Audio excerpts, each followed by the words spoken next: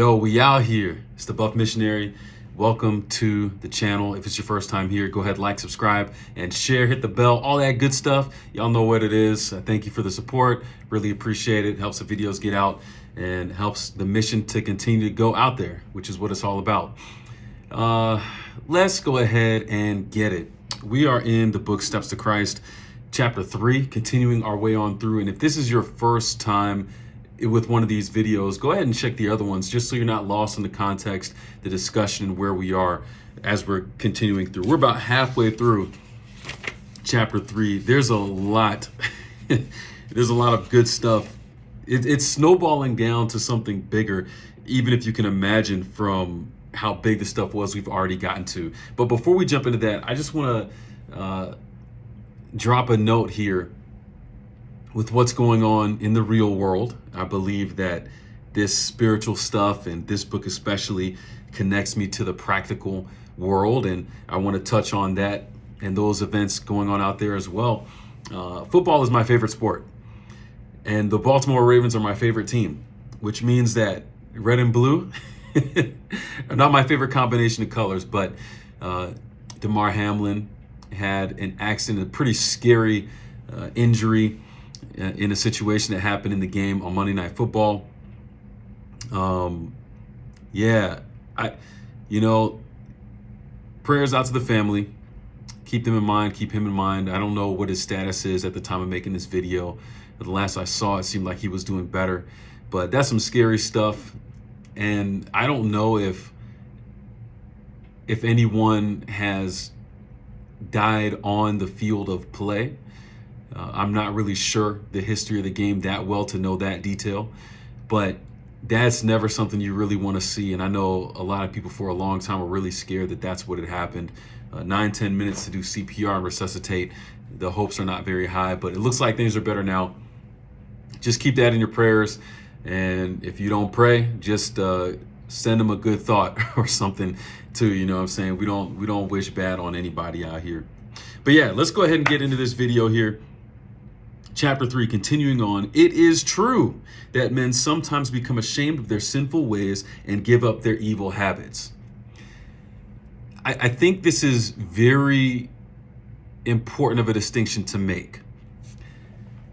I believe that God has created all and that he can influence all. And what I don't believe with that is that you have to be aware of God or Jesus and their influence to be influenced by them. All right. So I do believe, as it says here, that we can experience like, oh man, that wasn't a great thing to do.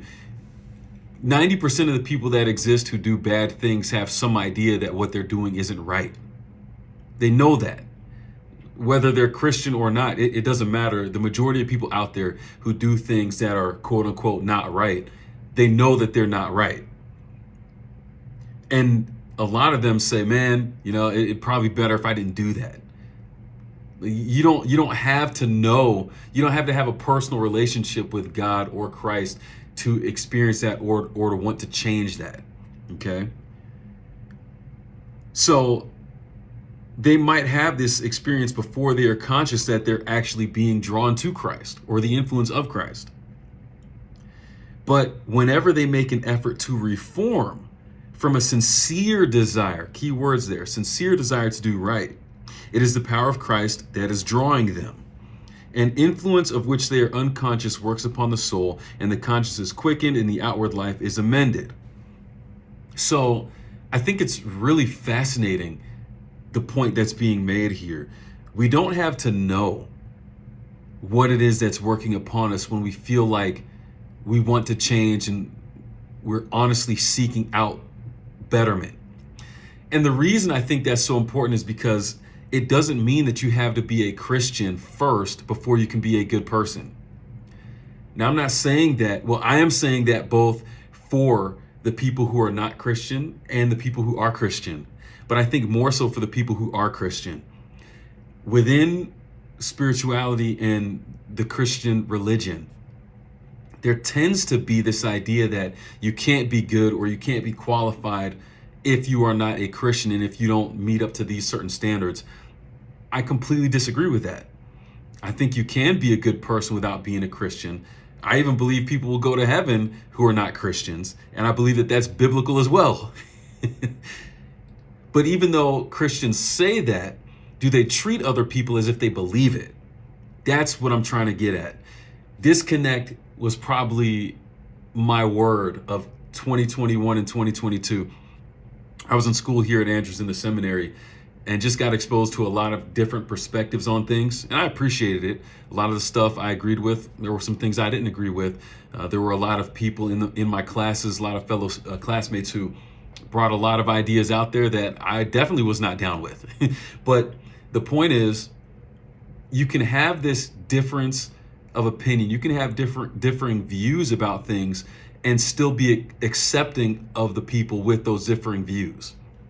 I think it's hard for people to acknowledge that, especially when you look at the social climate today. There's much more hesitance to agree with even a little thing that someone who's not supposed to be in your camp is about. It was an interview of Barack Obama. I think it was on Trevor Noah's show before he retired from it or stopped doing it. And Obama was talking about how he could interact with people during his campaign trail when he was a senator going in different places within his district or whatever, and the conversations that he could have and how they were different from now. For example, back then, people might have had an idea of you, but you could go and relate to them as a person. And even if they were on the other side of the aisle, so to speak, they could hear you and they could realize, you know what, we kind of agree on a lot of different things, even if we have different ideas on how to get it done. And you could build relationship there. But now it's different. With everything being out there on social media, there's this tendency, this overwhelming tendency to already choose sides before you even meet people. So when you get onto something like Twitter, you already have chosen a side, even though half the people that you're commenting to or responding to, you've never met. You don't know them personally. You don't know their background. You don't know their context. And yet they're already your enemy just simply because they said something that's not in harmony with everything you agree with. And I think when it comes to Christianity, that impact, that societal impact, we see that more heavily impacting us now. I'm not going to say that it was never there and that it was better back then, because I think you can argue that it was perhaps worse back then.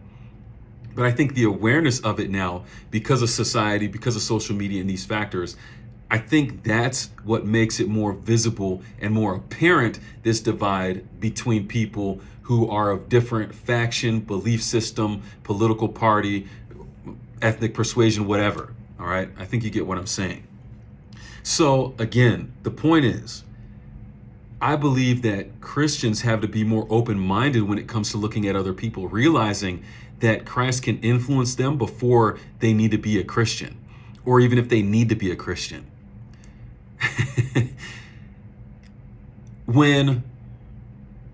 When Jesus sent out the disciples, he said, "Go ye therefore and teach all nations," right? Baptizing them. Essentially, there's a process there of giving them a chance. But the teaching came before the baptism, right? So people had a chance to learn and to see if they accepted the truth before they wanted to commit to it. And that's fair. But we kind of flip it and say, I want you to commit before we can be on the same page of the knowledge that I'll share with you, kind of a thing. It's really weird, because on the same side, we'll put all the stuff out there and we'll condemn people for not accepting it if they choose to reject the messages that we have to say. So again, that word disconnect, that's kind of the thing that I noticed, where we say a lot of things and we talk about a lot of things that come from scripture and inspiration, and yet the way that we operate shows that we really believe something else, or we're not really sure how we believe the things we say we believe. All right. Interesting. But yeah, to me, I believe that God can be working in anyone, and they don't have to be a Christian for God to be working in them. That's my stance on that. But anyways, I think you get what I'm saying. All good and perfect gifts come from above. All good impulses come from Christ. I believe that. And Christ does not need someone to be a Christ believer to influence them positively. Okay. And as Christ draws them to look upon the cross, to behold him whom their sins have pierced. This is that next stage, right? Teaching and then leading to baptism, if that's the choice that the people make. Now you get to show them exactly what's going on behind the curtain. That to me is the beauty of the gospel, right? You give people a chance to see how their life and the struggles that they're going through, the things that they deal with in the real world, that there's a way out of that. And then you get to peel back the layers of the onion, for example, to show them what's really at the core of that and why the way that they live matters, why the choices that they make matter, why they're feeling the things that they do. All that stuff matters, but there's steps to get there. Once they're able to look upon the cross to behold him who their sins have pierced, the commandment comes home to the conscience. Now it makes sense. Oh, this person died because of this. A lot of people, this is kind of a side thing. I don't want to go too far on this little side mission here. But a lot of people who argue against the reality of Christ and his sacrifice and him being who he said he was as the Son of God, a lot of the people who have a problem with all of that also have no idea how to set a moral compass. Not saying that they're evil people, but what's a better way of saying this? They have no way of defining where morality comes from. All right? So let me say that again to make sure I'm clear there. I don't want anyone to get the wrong impression. People who have a problem with the cross of Christ and his sacrifice often struggle with the reality of where morality comes from. Okay? And that's just because there's a different background. Think about it. If God created us and is responsible to us and we are accountable to him in a sense, then it makes sense that a law that would come from God is something that would be the baseline for our existence. But if God doesn't create humanity, if it's evolution, like Big Bang Theory, that kind of a thing, where does morality come from? How do we know what's right and what's wrong? Your only metric is survival of the fittest, and whoever's the fittest gets to determine what's right and wrong. But what happens when the fit are not the fittest anymore? The next fittest come onto the scene, and the rules change. So it's like trying to shoot a moving target while you're moving in circles as well. That's what morality really looks like for someone who doesn't have God as their belief system, or a deity as their belief system. And I say it that way because there are a lot of people who believe many different things about how we came into existence. But more often than not, people who believe in some kind of a deity also base some kind of morality off of that. But if you don't have a deity that you believe in, it becomes a lot more tricky to find a baseline for morality, if that makes sense. So, like I said, I was trying not to get distracted, and I did. So let's bring this back.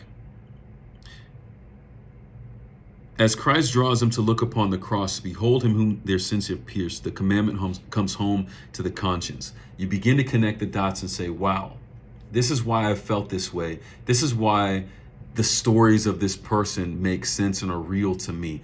That's where this stuff all comes into fruition. It says the wickedness of their life, the deep-seated sin of the soul is revealed to them. It's only through looking at Christ that we can see who we really are. It's only through looking at the cross that we can see how really dirty and vile, how unrighteous we really are. Because without that as a context point, put it to you this way. If someone who is innocent dies for something they did not do, and we know that we are guilty of things, we all know and probably are well aware of the punishment that we should receive, the negative things that should come our way for the bad things that we've done. So when we take our own view of ourselves and we compare that to the view of someone who did nothing wrong and yet suffered as if he did everything wrong, our minds start to change. We start asking questions. They begin to comprehend something of the righteousness of Christ and exclaim, what is sin?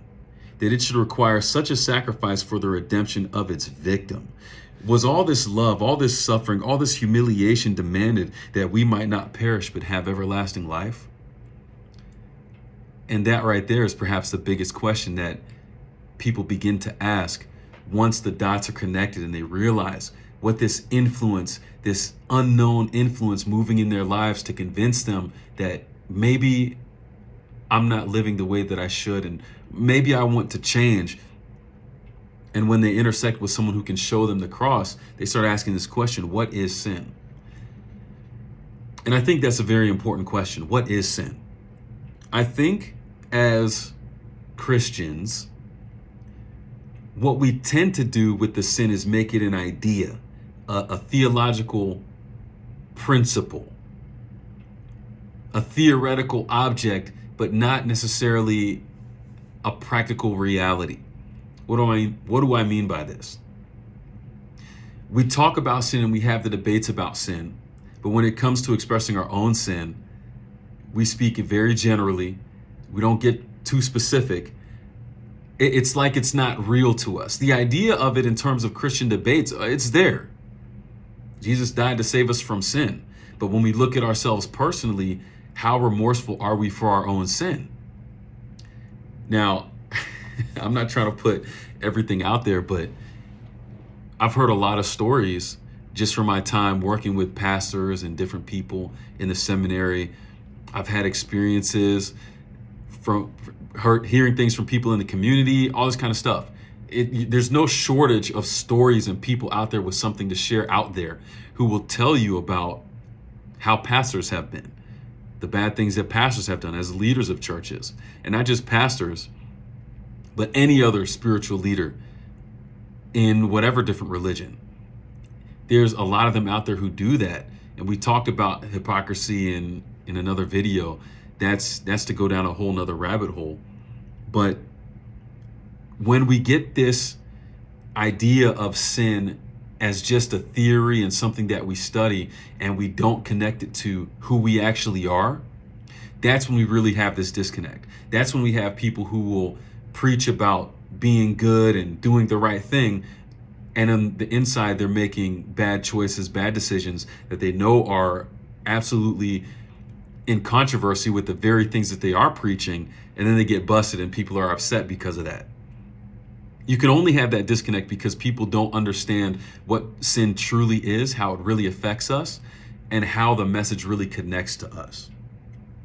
So the misunderstanding that we have about sin, what it is and how it impacts us and how we live in a sinful world, in a sinful flesh right now, that's how we get to the point of being able to talk about doing right, doing well, and not really striving to live better. So with that being said, full disclosure, I am a sinner. There are things that I do and have done that I wish I didn't.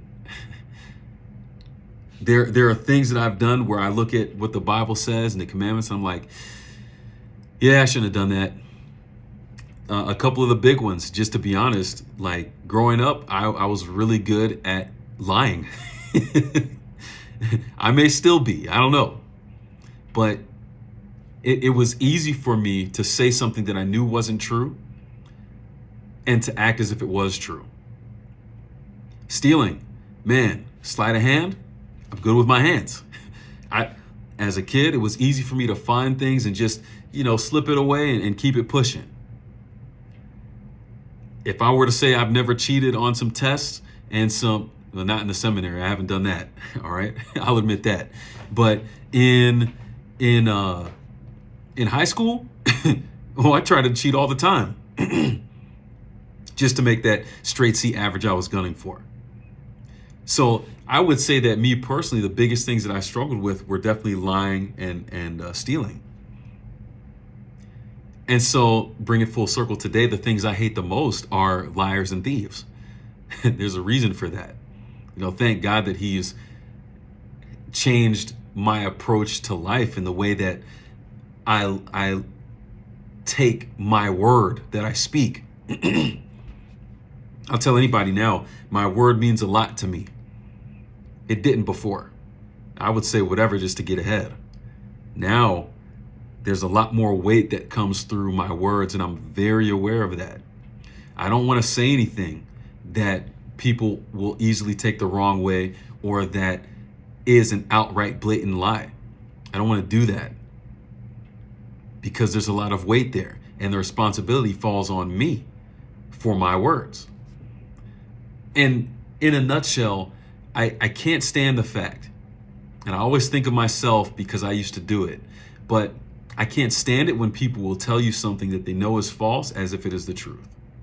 And I can't stand it when people take something that they know is not theirs and pretend that it is. Those two things I was. Those are the things that I struggled with that God was able to help me get past as a young man growing up. And I'm thankful for that. Why do I say that? Because sin literally impacted my life and the way that I interacted with people. It wasn't just an idea. It wasn't just something that we talked about in church. I experienced that. I had to get past that. And I had to get to the point where I said, you know what? Am I just going to float around saying whatever, being whoever, taking whatever? Or are my words really going to matter? Am I going to carve for myself a place in society where I can speak truth and positivity to people and they know that I'm telling them that because I care for them, not because I'm trying to get something for myself? I had to get to that point. I didn't know it was Christ working on me, but that's who it was. That was him making me aware of the sin in my life and giving me the desire to change. I had to ask that question. And when we continue to ask this question, what is sin? How big is it? Again, when you look at the sacrifice of someone who didn't deserve it and who did nothing wrong, it tells you that this disease, this sickness, this dirtiness, this stickiness of sin, it's something far bigger than just our ideas of what's right and wrong. There's something much bigger at play here. We have to figure out what the stakes are for ourselves. But we have to start by asking the question. And I love this part to close it out here. This has been long enough. The sinner may resist this love, may refuse to be drawn to Christ. I've been there, done that before. But if he does not resist, he will be drawn to Jesus. A knowledge of the plan of salvation will lead him to the foot of the cross in repentance for his sins, which have caused the sufferings of God's dear Son. Because here's the thing. If I look at the cross and I see someone who is dying for something they did not do, and I'm still sitting here breathing, knowing the things that I have done, it's crazy to think of. I can look at that and say, I don't care. Screw that, whatever. I'm just going to keep on doing my own thing. Or I can be drawn in and I can realize that I'm the reason that Jesus had to die. Me, my sins. Not the idea of sin in general, but my sins. That's personal. When I realize that, I understand, man, he died for me. He died for my sins. It's easy to say the world, and I've heard people say this all the time, but read through John 3:16, and every time it says the world and whoever and all the different pronouns, put your name in there. See how it sounds and see if you respond to that differently than you do the text as it's written. It's impossible not to. Because this stuff is about you and me. It's about relationship. And the thing that we miss all the time is we get caught up in all these debates and all these ideas and these theories. And we forget that it's about you and me and ultimately about him and the relationship that he wants to have with us. That's what this is about. That's what this is about. It's not about a set of rules. It's not about being right and being wrong. It's about a relationship. And when we see how our lives relate to what Christ did in his sacrifice for us, it's a game changer. It changes the way you think. It makes you start asking different questions, and it puts you in the position where you can experience true repentance and true forgiveness. I know that's something I want. I know that's something I needed. And I know I'm not the only one because I'm not the only sinner out there. But hey, we'll stop there for a day. Like I said, this has been long enough. a great conversation and a great study. Just 2 paragraphs. Long ways to go, but great stuff. We'll keep it going. It's the Buff Missionary. Like, subscribe, and share. And until next time, we out here and we out. Peace.